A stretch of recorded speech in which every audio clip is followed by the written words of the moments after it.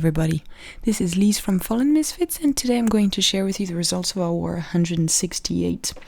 And so another big victory. We didn't know how it was going to happen because it was a level 5 clan, and again we had one of those very weird mismatch. So we had one Town Hall 10 and they had 5 with Infernos and Expos and such, and so we didn't really know what to expect, and we ended up 2-starring every Town Hall 10, 3-starring every Town Hall 9 except 1, and everything below, obviously, of course.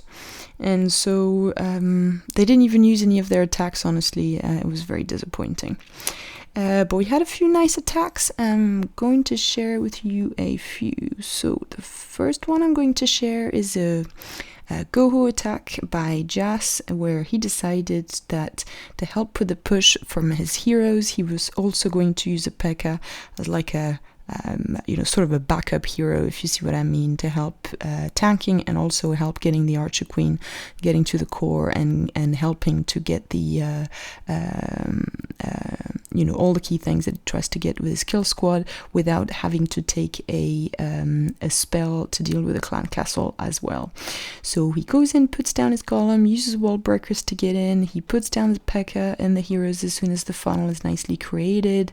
He uses the BK ability to get the Archer Queen and to start getting a hit on those CC troops, and then he sends his hogs in a sort of Asian wall fashion. He's still got the Pekka tanking, he's still got his AQ with full health, and his hogs have nicely split in two groups of hogs, and he's now going to be able to start to put down these heals to help with the locations where there are potential giant bombs, and also continue to protect his hogs throughout the raid. So the heals overlap a bit, which wasn't necessarily needed, but they protect throughout all the big, heavy, risky areas, and by the end of the raid, he's still got his Archer Queen doing a lot of damage. He's got also a very large number of hogs. Unfortunately, the hogs blow on that giant bomb just towards the end of the raid, but since it's the last one and all the defenses are down, it doesn't make any difference. He's able to get that nice 3-star. So I thought that was a good one. Very great attack by Jass. Congratulations. I'm going to wait until it gets to that 3-star so you can see what it's like, and then we can move on to another one. Alright, here it is. Nice and easy 3-star. Then I wanted to show also one of the LaLoon attack from this war. I mean, obviously, because there was such a mismatch on the Town Hall 10, unfortunately the Town Hall 9 were much sorry for that, guys, were much lower than the Town Hall 9 that we have. And so this one is one of the highest Town Hall 9 as well, and as you see, the air defenses are lower. The air sweeper is not necessarily in a good position, but he starts in up top, gets the pull, deals with the CC troops with a lightning spell, puts down a jump to make sure that he accesses that Archer Queen compartment, gets everything out, and pushes with his heroes to get the air defenses and do as much damage as possible with the golems tanking. And so as soon as this is done, he's going to be able to start his LaLoon attack. He's able to get these sorry guys, I'm losing my words now. He's able to get these Teslas, which obviously is a very good thing since they do a lot of damage to loot, even though these ones are a bit low. I mean, on principle, it's a nice way of attacking.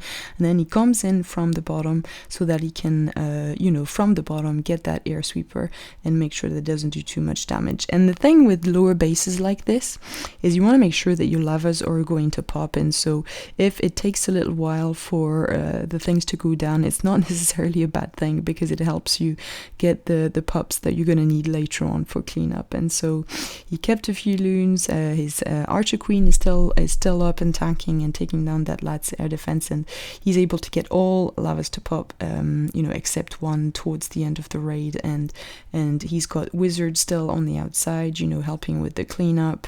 The Archer Queen's going around as well, and so ultimately, even though one of the lavas don't pop, he's able to do a great job. So I thought it was a nice attack.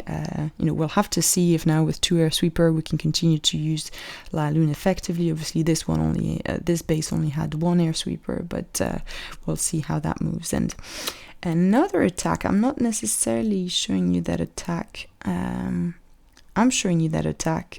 The base sucks, and obviously 6 killer, our friend, is a really good attacker. This wasn't a match for his skill by any stretch, but what I wanted to show you is the use of the poison spell and the level of damage that a level 1 poison spell can do. So this is it, obviously, so it's a level 1 poison spell, and it's attacking maxed up archers and maxed up wizards. So he does some work to get them to bunch up nicely together, and see what happens when he puts down the lowest level poison spell that you can now use at Town Hall 8. So max up wizards get completely taken out by the poison spell, and I thought that was phenomenal, completely amazing. I didn't think it would be that powerful, or that max up troops. I mean, it's definitely going to completely change the kind of troops that people use in their clan castle moving forward, and so it'll be interesting to see. You know, it may make attacking easier in some ways, may create new opportunities and create new attack techniques. So it'll be really interesting to see how things pan out and move forward.